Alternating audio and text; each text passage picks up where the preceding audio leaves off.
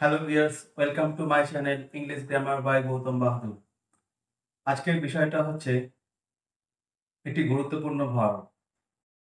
যে ভার্বটা হচ্ছে যাকে বলা যায় ভার্বের রাজা, অর্থাৎ ডু ভার্ব। ভার্ব জেনারেলি তিনটে ক্যাটাগরিতে আমরা দেখি, একটা হচ্ছে বি ভার্ব, একটা হ্যাভ ভার্ব, একটা ডু ভার্ব।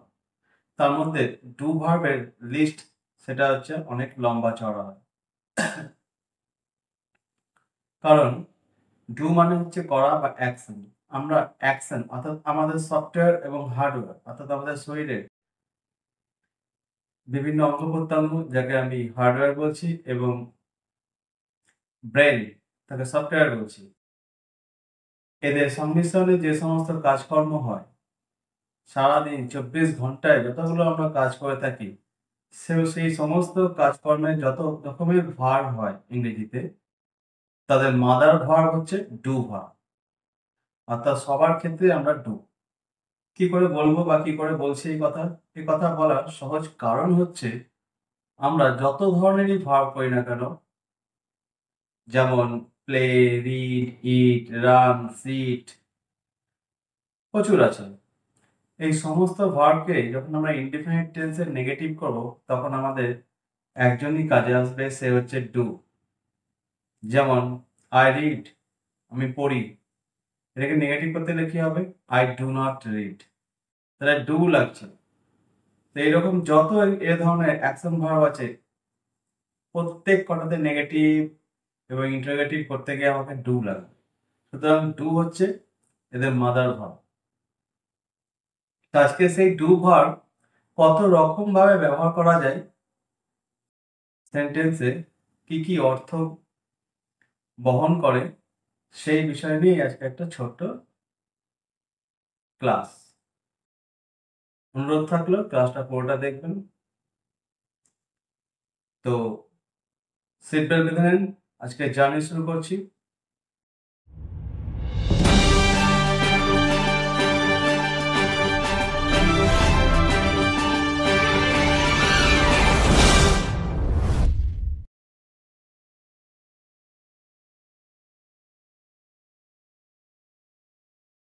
টু কি কি অর্থ বহন করে? প্রথমটা হচ্ছে করি, কি, নেগেটিভ, এমফ্যাটিক, রেগুলারিটি, ইমাজিনেটিভ, এবং সেই সঙ্গে আরো দু একটা। এত ধরনের অর্থ আমি খুঁজে পেয়েছি ডু এর জন্য। তো ডু এর জেনারেলি দুটো রূপ দেখতে পাই, একটা হচ্ছে প্রিন্সিপাল ভার্ব হিসেবে, আর একটা হচ্ছে অক্সিলারি ভার্ব হিসেবে। প্রিন্সিপাল ভার্ব, অক্সিলারি ভার্বে একটু সম্পূর্ণ ধারণা দিয়ে দিই। প্রিন্সিপাল ভার্ব বা মেন ভার্ব অর্থাৎ যে সেন্টেন্সে অর্থ বহন করে, অর্থাৎ ডি ও ডু, এই শব্দটা যদি আমি ইংরেজি ডিকশনারি খুঁজি, তাই ডিকশনারিতে ডি ও ডু পাশে যে অর্থটা থাকবে, অর্থাৎ যে কোনো ল্যাঙ্গুয়েজে যখন আমি ট্রান্সলেট করছি, সেই অর্থটা কি, এটাই হচ্ছে ডু এর অর্থ, এবং এটাই হচ্ছে ডু এর মেন ভার্ব। আর যখন ডু এই অর্থ প্রকাশ করবে না, শুধুমাত্র টেন্স প্রকাশ করবে, অর্থাৎ কাজের সময় প্রকাশ করবে, তখন হয়ে যাবে ডু অক্সিলারি ভার্ব। অর্থাৎ অক্সিলারি ভার্বের ক্ষেত্রে কোনো রকম বাক্যে অর্থ পাওয়া যাবে না। আর মেন ভার্বের জন্য কোন রকম ক্ষেত্র বিশেষে বলছি, মেন ভার্বের ক্ষেত্রে অর্থ বহন করবে, প্রয়োজনে কাজের সময়ও অর্থাৎ টেন্সও প্রকাশ করবে। যেমন যদি সেন্টেন্সে একটাই ভার্ব হয়, তাহলে দুটো কাজ করবে, অর্থ বহন করবে, সেই সঙ্গে টেন্সও প্রকাশ করবে। কিন্তু যদি সেন্টেন্সে দুটো ভার্ব হয়, একের অধিক, তাহলে মেন ভার্বটা পরে বসবে। সেন্টেন্সের যে সিরিজ থাকবে, প্রথমে সাবজেক্ট হবে, তারপর একটা ভার্ব মানে অক্সিলারি ভার্ব, তারপর মেন ভার্ব বসে, মেন ভার্বটা পরে বসে। এই মেন ভার্বটা শুধুমাত্র অর্থ বহন করবে, অর্থাৎ ওই শব্দটার অর্থ কি এইটুকুই পাওয়া যাবে, টেন্স পাওয়া যাবে না, কারণ টেন্সের জন্য অক্সিলারি ভার্ব কাজ করবে। তো সেই জন্য বলেছিলাম ক্ষেত্র বিশেষে, অর্থাৎ যখন ভার্বের সংখ্যা একটা হবে তখন দুটো কাজই করবে, অর্থাৎ অর্থ বহন করবে এবং সেই সঙ্গে টেন্সও প্রকাশ করবে। আর যখন ভার্বের সংখ্যা একের অধিক, তখন কাজটা ভাগ হয়ে যাবে। অক্সিলারি ভার্ব শুধুমাত্র কাজের সময় বা টেন্স প্রকাশ করবে, আর মেন ভার্ব শুধুমাত্র কাজের অর্থ প্রকাশ করবে।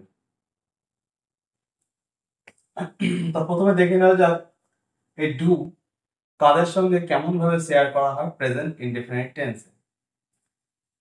তো ইংরেজির ক্ষেত্রে ভার্ব যেমন গুরুত্বপূর্ণ, ভার্বের সঙ্গে আরেকজন গুরুত্বপূর্ণ সেটা সাবজেক্ট, কারণ সাবজেক্ট আর ভার্বের যুগলবন্দির জন্য অনেক কিছু নির্ভর করে, যেটা বাংলা গ্রামের পক্ষে দেখা যায় না, ইংরেজি গ্রামের পক্ষে খুব গুরুত্বপূর্ণ এগ্রিমেন্ট।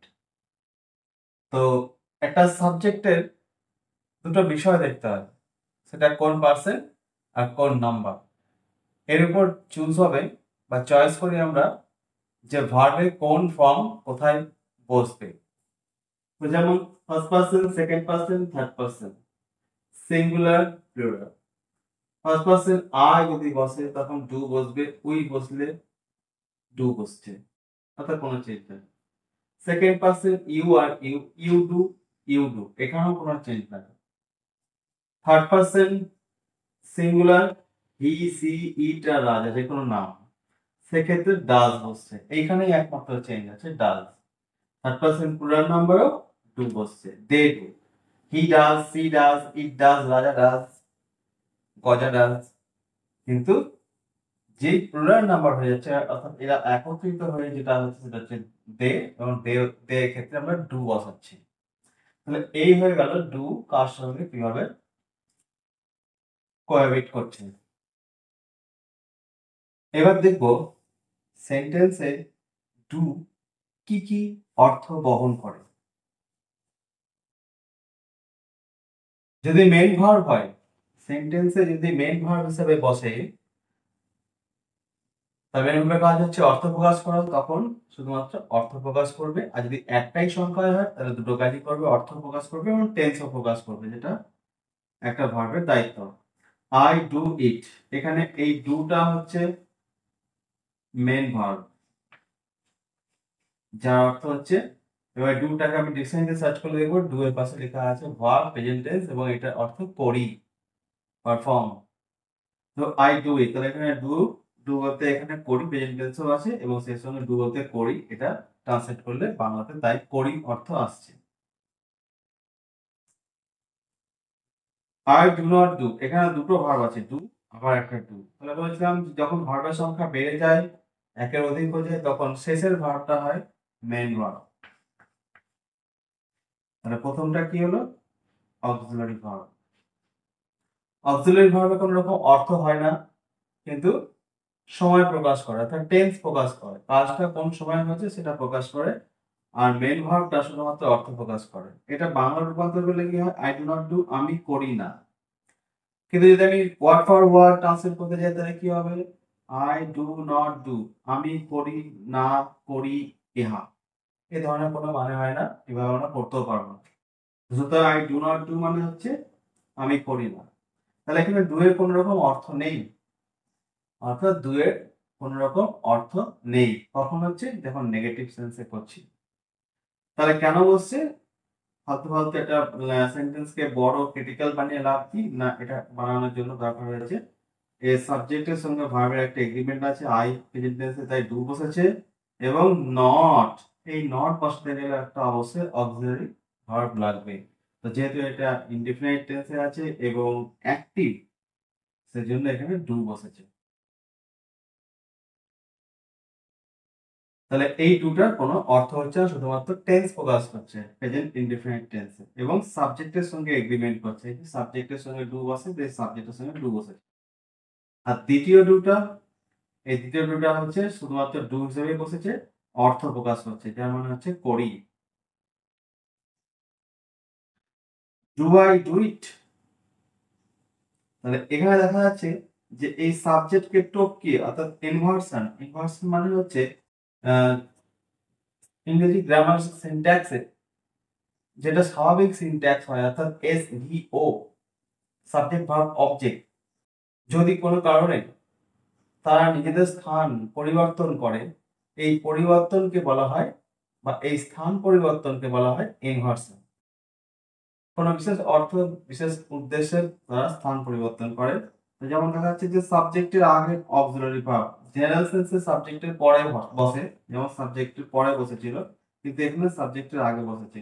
তাহলে এখানে একটা ইনভার্সন আছে, এটা এইটুকু করার কারণ হচ্ছে আমি এই চিহ্ন অর্থাৎ ইন্টারোগেটিভ সাইন অর্থাৎ প্রশ্ন করার ক্ষেত্রে আমাকে ডু লাগছে।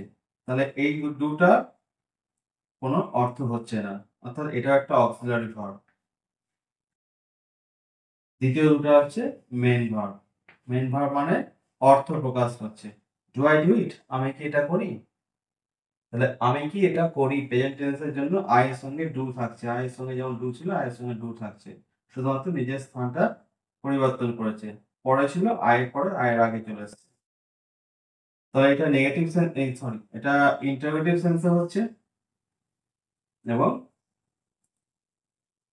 সাবজেক্টের আগে বসছে। এটা যদি বাংলা রূপান্তর করা যায় তাহলে ডু এর অর্থ কি দাঁড়ায়? কি। এই যে কি, এই কিটা হচ্ছে ডু। আমি কি করি, আমি কি করি অর্থাৎ আমি করি না করি না এটা আমি জানতে চাইছি। তুমি কি করো এরকম নয়, তুমি কি করো একই শব্দ, কিন্তু বলার যে ধরন আছে তাতে বোঝা যায় যে প্রশ্নটা কোনটা, কি ধরনের প্রশ্ন করছি। তুমি কি করো, এটা মনে হচ্ছে তুমি কি কাজ করো সেটা আমি জানতে চাই। আর তুমি কি করো, এখানে তুমি করছো না করো না, তুমি করো কি করো না এটা আমি জানতে চাইছি। অর্থাৎ কি কাজ সেটা জানতে চাইছি না, তুমি কাজ করো কি করো না এটা জানতে চাইছি। সুতরাং একই বিষয় আছে, শুধুমাত্র বলার ভঙ্গি আর প্রকাশ ভয়েস এসবের মাধ্যমে তফাৎ হয়ে যাচ্ছে। তাহলে এখন দেখতে পেলাম ডু মেন ভার্ব হিসেবে কাজ করছে, ডু অক্সিলারি আবার মেন ভার্ব হিসেবে কাজ করছে, অক্সিলারি মেন ভার্ব হিসেবেও কাজ করছে। যদি এই ডু না থাকতো তাহলে আমরা নেগেটিভও করতে পারতাম না, আবার ইন্টারোগেটিভও করতে পারতাম না। সুতরাং ডু একটা খুব গুরুত্বপূর্ণ এবং বহু ব্যবহৃত একটা ভার্ব। আর কি কি আছে? আই ডু নো হিম। আমরা জেনারেলি দেখেছি যে যদি অ্যাসার্টিভ সেন্টেন্স ইনডিফিনাইট টেন্সে, ইনডিফিনাইট টেন্সে আছে, দেখতে পাচ্ছি নো ভার্ব আছে। ইনডিফিনাইট টেন্সে অ্যাসার্টিভ সেন্টেন্সে আমরা কোনো রকম অক্সিলারি ভার্ব বসাই না, দেখি না, কোনো রকম সচরাচর আমরা দেখি না। আই গো টু স্কুল, আমি স্কুলে যাই, আমি কি এখানে বলবো I do go to school? বলা দরকার হয় না, কোনো রকম অর্থের পরিবর্তন হয় না। কিন্তু যদি কেউ বসিয়ে ফেলে যেভাবে আমি বসিয়ে ফেলেছি, তাহলে কি, কেন বসানো? ক্রিটিক্যাল করার জন্য? নিশ্চয়ই কোনো অর্থ আছে। কি অর্থ আছে? না, এটার অর্থ হচ্ছে আমি এমফ্যাটিক অর্থাৎ কোনো কিছু জোর দিয়ে বলছি। আমরা অনেক সময় এই ধরনের কথা বলে থাকি জোর দিয়ে। যেমন কাউকে একটি বিষয়ে জিজ্ঞেস করা হলে সে প্রথমে অ্যাসিওরেন্স অর্থাৎ নিশ্চয়তা দেয়, অ্যাসিওরেন্স দেয়, এবং দ্বিতীয়বার জিজ্ঞেস করলে সে আরো জোর দিয়ে কথা বলে। যেমন আমি কোনো ব্যক্তিকে বললাম, do you know your friend? তুমি কি তোমার বন্ধুকে চেনো? আমি বললাম yes I know my friend. তারপর আবার যদি তাকে জিজ্ঞেস করা হয়, do you really know him? Yes I do know him. তাহলে এবার কি হচ্ছে, যখন আমাকে দ্বিতীয় স্তরে আবার যাচাই করা হচ্ছে, তুমি কি তাকে ভালো করে চেনো? হ্যাঁ আমি তাকে ভালো করে চিনি। অর্থাৎ চিনি, এই চিনি মানে মিষ্টি, আবার দিতে পারবো যে ভালো করে চিনি মানে চিনির উপর আবার চিনি দিয়ে দিলাম। চিনিকে অর্থাৎ মিষ্টিকে আরো মিষ্টি করলে মিষ্টির তীব্রতা বাড়ে, স্বাদের পরিবর্তন হয় না, তেতো হয়ে যায় না বা টক হয়ে যায় না। তাহলে এখানেও যখনই আমি এই নো ভার্বের আগে প্রেজেন্ট ইনডিফিনিট টেন্সে অ্যাসার্টিভ মোডে যখন নো ভার্বের আগে এখানে আই নো হিম মানে আমি চিনি, আর যখন ডু নো হিম অর্থাৎ এই ডুটা বসাচ্ছি অক্সিলারি ভার্ব, কিন্তু অক্সিলারি ভার্ব এখানে এইভাবে বসছে, অক্সিলারি ভার্বের এখানে কোনো কাজও করছে না, অথচ কিন্তু একটা মিষ্টিকে আরো মিষ্টি করছে, অর্থাৎ আমি তাকে ভালো করে চিনি। অর্থাৎ এখানে অর্থের কোনো পরিবর্তন নেই, এখানেও চেনার কথা বলা হচ্ছে, কিন্তু চেনার তীব্রতা কতটা, না এখানে আমি ডাবল সার্টিফিকেট দিচ্ছি, চিনি চিনি, অর্থাৎ ভালো করে চিনি, এভাবে বলার জন্য, অর্থাৎ এমফ্যাটিক করছে, অর্থাৎ একটু জোর দিয়ে প্রেসার দিয়ে বলছে হ্যাঁ আমি তাকে ভালো করে চিনি। এইরকম সেন্সও আমরা ডু বলতে পারি বা বলি। Do you have money? তোমার কাছে কি টাকা আছে? এখানে হ্যাভ ভার্বে আছে কিন্তু ডু ভার্ব অক্সিলারি বসেছে, এখানে ডু অক্সিলারি ভার্ব হিসাবে বসেছে। হ্যাভটা হচ্ছে মেইন ভার্ব, হ্যাভ মানে থাকা বা আছে। আমি তো এটা বলতেই পারতাম, এভাবে বলাও যায়, কিন্তু আমরা অধিকতর ক্ষেত্রে ডু ইউ হ্যাভ মানিটাই দেখি। আমি এভাবে বলতে পারি এখানে যে হ্যাভ ইউ এনি মানি, যেমন baa baa black sheep have you any wool, সেখানে বলেনি do you have any wool. তো সেরকম ভাবে বলা হচ্ছে হ্যাভ ইউ এনি মানি বা হ্যাভ ইউ মানি। তো হ্যাভ ইউ মানি বলতেই পারতাম, তাহলে আমি ডু ইউ হ্যাভ মানি কেন বললাম? বলার কারণ হচ্ছে ডুটার মধ্যে একটা রেগুলারিটি সেন্স প্রকাশ করে, কারণ ডুটা আমরা ইনডিফিনাইট টেন্স এটা করি, আর ইনডিফিনাইট টেন্স কার ইঙ্গিত দেয়, কোন ধরনের ঘটনার ইঙ্গিত দেয়? সবসময় রেগুলারিটি, অর্থাৎ যে ঘটনাগুলো নিয়মিত ঘটে, অভ্যাস, এই ধরনের ঘটনার ইঙ্গিত দেয়। তো ডু এখানে রেগুলারিটি সেন্সে। কিসের রেগুলারিটি সেন্সে? না এখানে হচ্ছে ডু ইউ হ্যাভ মানি বলতে এখানে এই ধরনের সেন্স আছে যে তোমার কাছে টাকা আছে, অর্থাৎ তোমার কাছে কি টাকা থাকে বা তোমার কাছে টাকা থাকার ঘটনাটা কি নিয়মিত বা রেগুলারিটি, অর্থাৎ তুমি কি নিয়ম করে টাকা রাখো। আর যদি বলি have you any money, have you any money বলা হচ্ছে ঠিক সেই মুহূর্তে তুমি রাখো কি রাখো না আমি জানি না বা জানতেও চাইছি না, আমার সে ধারণা নেই, কিন্তু আমি সেই মুহূর্তে বলছি হ্যাভ ইউ এনি মানি, তোমার কাছে কি কোনো টাকা আছে এই মুহূর্তে। এখানে মুহূর্তটা একটা বড় কথা, মুহূর্ত যদি লং টার্ম হয়ে যায়, যেমন ইনডেফিনাইট, একটা রেগুলারিটি বোঝায়, নিয়মিত কাজ বোঝায়। তো এখানে ডু ইউ হ্যাভ মানি বলতে হচ্ছে তার কাছে টাকা থাকে, এখানে একটা রেগুলারিটি সেন্স আছে। কিন্তু আমি ডুকে যদি তাড়িয়ে দিই তাহলে বলবো হ্যাভ ইউ এনি মানি, তাহলে এখানে রেগুলারিটি সেন্সটা উল্লেখ করলাম না, শুধুমাত্র বললাম তোমার কাছে কি টাকা আছে, আমাকে ধরে নিতে হবে এই মুহূর্তে, এইটুকু তফাৎ। তাহলে এখানেও ডু সেন্সে একটা রেগুলারিটি সেন্স বা নিয়মিত অর্থকে প্রকাশ করা হচ্ছে, অর্থাৎ তার কাছে নিয়মিত টাকা থাকে। Did you know him? Did you know, তুমি কি জানতে? এটা তো পাস্ট টেন্সেও হয়, নর্মাল সেন্সে পাস্ট টেন্স হয়। ডিড ইউ নো, তুমি কি জানতে বা জেনেছিলে? এটাতে কোনো মজা নেই, এটা স্বাভাবিক। কিন্তু যদি আমি এটাকে প্রেজেন্ট টেন্সে ইউজ করি, প্রায় ক্ষেত্রেই দেখা যায় এখন ডিড ইউ নো, টিভিতে অ্যাডভার্টাইজ দেখায় দাঁতে লবণ, দাঁতের মাঝখানে লবণ আছে কিনা, তখন এমনি করে চলে আসে টিং টিং, did you know your toothpaste, এমনি করে বলে। তো এখানে কেন মনে করে বলছে, যেন হচ্ছে নক করছে, অর্থাৎ আমাকে নক করছে, অর্থাৎ এমফ্যাটিক্যালি ইনফর্ম মি, অর্থাৎ আমাকে প্রেশার দিয়ে জন্য বলছে আমার জানা উচিত, আমি জানি না, এইরকম সেন্সে বলছে। তো রকম সেন্সে বলা হয়, যেমন ডু ইউ নো মি, তুমি কি আমাকে চেনো বা জানো, নর্মাল সেন্সে, এখানে কোনো এমফ্যাটিক নেই। ডিড ইউ নো মি, কথার মাধ্যমে বোঝাচ্ছে ডিড ইউ নো মি, অর্থাৎ তুমি কি আমাকে জানো, এখানে একটা এমফ্যাটিক সেন্স আছে। তো এই এমফ্যাটিক সেন্সের উপরই এটা ডিফারেন্সিয়েট হয় ডু ইউ নো আর ডিড ইউ নো। যখন ডু ইউ নো বলবো তখন নর্মাল সেন্সে আমরা অনেক সময় ইন্টারোগেটিভ কোশ্চেন করি, do you know how to do it, তুমি কি জানো এটাকে করতে হয়, নর্মাল সেন্সে। আর did you know, did you know মানে হচ্ছে কাউকে আমি যেন জানাতে চাইছি, এমফ্যাটিক্যালি ইঙ্গিত করছি, মনে হচ্ছে তাকে নক করে তুলে তাকে জানাতে চাইছি, ডিড ইউ নো, তুমি কি জানো, অর্থাৎ তোমার জানা উচিত ছিল বা উচিত, কিন্তু তুমি জানো না, এটা ভেবে আমি তোমাকে জানাচ্ছি, অর্থাৎ নক করে তোমাকে জানাচ্ছি, এরকম সেন্সে ডিড ইউ নো। এই ডিড কিন্তু পাস্ট টেন্সে নয়, এটা প্রেজেন্ট টেন্সেই আছে। আই ডিড নো, আমরা অনেক সময় কথা বলি আই ডিড নো, এটা পাস্ট টেন্সে নয়, এটা প্রেজেন্ট টেন্সে আছে, কিন্তু প্রেজেন্ট টেন্সে ডু না করে আমি ডিড করেছি। যেমন আই ডু নো মানে আমি জানি, ভালো করে জানি। আর অনেক সময় আমরা কিছু কিছু প্রেডিকশন করে থাকি আগে থেকে, এবং সেই প্রেডিকশন যদি মিলে যায় কোনো কারণে, তাহলে 5 কেজি অহংকার, 5 কেজি ক্রেডিট আমার মুখ থেকে বেরিয়ে আসবে। অর্থাৎ কোনো একটা ফাইনাল ম্যাচ চলছে, সেখানে আমি প্রেডিকশন করেছি যে আজকে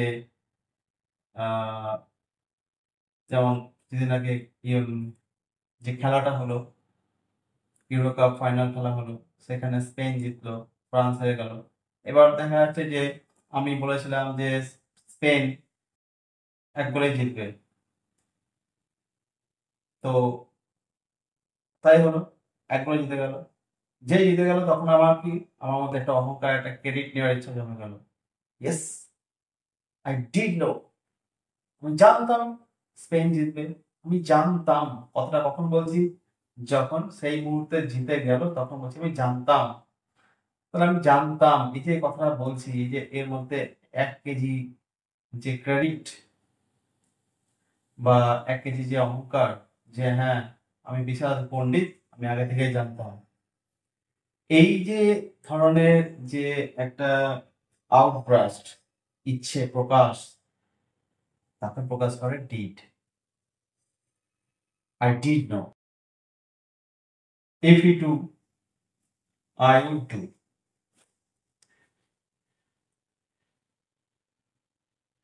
এখানে একটু উল্টো পাল্টা মনে হচ্ছে। হি এর সঙ্গে ডু আছে, হি এর সঙ্গে জেনারেলি ডাজ বসে, হি এর সঙ্গে ডাজ বসে, এখানে ডু বসেছি। যদি দেখো তাহলে অবাক হওয়ার কিছু নেই, এরকম হতেই পারে, কম হয় কিন্তু হয়। ইফ ইউ ডু, কিন্তু এই হিয়ার আগে আবার ইফ আছে। ইফ মানে হচ্ছে যদি, তাহলে এখানে কনফার্ম কেস নয়, রেগুলারিটি কেস নয়। অর্থাৎ ইফ ই ডু, আই, আমরা অনেক সময় কথা বলেই থাকি কথায় কথায়, সে যদি করে তাহলে আমি করবো। কথাটা আমি বর্তমানে দাঁড়িয়ে একটা ভবিষ্যতের কথা ভাবছি, অনুমান করছি, কল্পনা করছি, এই ধরনের কথাবার্তা হচ্ছে। বাস্তবে এখনো করা হয়নি বা করি না, এরকম বোঝাচ্ছে। অবাস্তব, ইমাজিনেটিভ, ইমাজিনেটিভ। লাস্ট, যখন আমরা ইমাজিনেটিভ অর্থাৎ সাবজান্টিভ মুডে যখন কথা বলি, তো সাবজান্টিভ মুড প্রকাশ করার জন্য, কারণ এখানে কাজটা এখনো হয়নি, কল্পনার স্তরেই আছে, মাথার স্তরেই আছে, এবং সেটাকে আমি একটা প্ল্যানিং প্রজেক্ট করছি, একটা জাস্ট মুখ থেকে উচ্চারণ করছি, এরকম হলে ওরকমটা করব। তো এখানে বলা হচ্ছে if he do, I would do. সে যদি করে তাহলে আমি করব। সে করেনি, আমি এখনো করিনি, কিন্তু আমি একটা মেন্টালি প্রিপারেশন নিচ্ছি। অর্থাৎ প্রিপারেশন অর্থাৎ মেন্টাল, মেন্টাল মানে শুধু মাথায় আছে, বাস্তবিকতার সঙ্গে এখনো কোনো সম্পর্ক নেই, ঘটেনি, কিন্তু আমি এটা মনে মনে ভেবেছি বা বলছি। তো এটা টোটালটা একটা ইমাজিনেটিভ, শুধু কথা, যার বাস্তবিক আধার নেই, সেটাকে কল্পনা বলা হয়। আর যার বাস্তবিক আধার অর্থাৎ বাস্তবকে দেখে বর্ণনা করছে, সেটা বাস্তব। তো এটা কল্পনার মধ্যে পড়ছে, কল্পনা সবসময় ইমাজিনেশনে হয়, আর সাবজেক্টিভ মুডে এটাকে লিখতে হয়। তো if he do, I would do. যদি এটা এরকম থাকতো, if he does, I will do. If he does, I will, তখন আর উড হবে না, আই উইল ডু। অর্থাৎ এটার মধ্যে বাস্তবিকতার পরিমাণটা বেশি। আর যখন if he do, I would do, এটার মধ্যে কল্পনার পরিমাণটা বেশি। এইটুকুই তফাৎ। তো সাবজেক্টিভ মুড থাকার জন্য এখানে হি এর পর ডাজ বসলো না, ডু বসলো, কারণ এটা রিয়েলিটি না, এটা ইমাজিনেটিভ। তাহলে ইমাজিনেটিভ সেন্সেও আমি ডু ব্যবহার করছি। Yes I do, yes I do, হ্যাঁ আমি করি। অর্থাৎ কোনো প্রশ্নের উত্তর আমরা যখন সংক্ষিপ্তভাবে দিই, কারণ বলেছিলাম যে ডু হচ্ছে মাদার ভার্ব, সমস্ত অ্যাকশন ভার্বের ক্ষেত্রে এটাকে রিপ্রেজেন্ট করা হয় ডু দিয়ে। তো ইয়েস আই ডু, হ্যাঁ আমি করি, কি করি না, যে যেটা রেফারেন্স অলরেডি আগে জিজ্ঞেস করা হয়েছে বা প্রশ্ন করা হয়েছে। যেমন do you go to school, তুমি কি স্কুলে যাও? আমি কি বলবো? হ্যাঁ আমি স্কুলে যাই। এত বড় লম্বা বলেন বলবো না, আমি ছোট্ট করে বলবো হ্যাঁ আমি যাই। তাহলে yes I go, yes I go না, ইয়েস আই ডু। কারণ ডু, গো কে রিপ্রেজেন্ট করছে ডু। গো থাকলে পরে আমরা যখন নেগেটিভ করি বা ইন্টারোগেটিভ করি তখন ডু লাগে। I go, do you go বা ডু আই গো, তাই ডুটা লাগছে। সেই ডুটা এখানে বসছে, ইয়েস আই ডু। নেগেটিভ হলে নো আই ডোন্ট, এটুকু বলতে পারি। বা ফুল সেন্স বলে নো আই ডোন্ট গো, এটাও বলতে পারি। আর কোশ্চেন ট্যাগের ক্ষেত্রেও আমরা ব্যবহার করা হয়, যেমন হচ্ছে I go to school, do I বা ডোন্ট আই, আমি স্কুলে যাই, যাই কি, যাই নাকি। তাহলে এই ধরনের কথাগুলো যখন বলি, I go to school, do I, যাই, ডোন্ট আই, যাই না, এরকম সেন্সেও আমরা ডুকে ইউজ করব। সেরকম ভাবে সো ডু আই, একটা দেখা যায় সো ডু আই, যখন কোনো কথা আহ, এভাবে বলা হয় যে সামনের জন হয়তো বলছে আহ, যে I like banana, I like Apple, so do I, তখন তাকে রিপ্লাই করা হচ্ছে সে বলতে আমিও পছন্দ করি, you like apple, you like banana, so I like apple, I like banana. এত লম্বা ছড়া, অর্থাৎ তার সেই স্টেটমেন্টটাকে আমি ডিটো কপি না করে আমি এটুকু বলে দিলাম so do I, so do I. অর্থাৎ এখানে কপি, অর্থাৎ পুরো স্টেটমেন্টকে, পুরো ভার্বকে উল্লেখ না করে আমি শুধুমাত্র এইটুকু বলে দিলাম সো ডু আই, মানে সে মতো আমিও করি।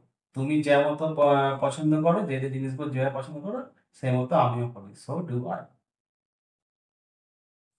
তো এইভাবেও ডু ভার্বকে ইউজ করা হয়। আজকে তো এখানে শেষ করছি ডু এর উপর। যদি কিছু জিজ্ঞেস করার থাকে কমেন্টে আমাকে জিজ্ঞেস করো। আর অবশ্যই ভিডিওটা লাইক করো, শেয়ার করো এবং সাবস্ক্রাইব করতে ভুলো না। আবার দেখা হবে একটি নতুন ভিডিও নিয়ে, তখনের জন্য ভালো থাকবে। নমস্কার, ধন্যবাদ।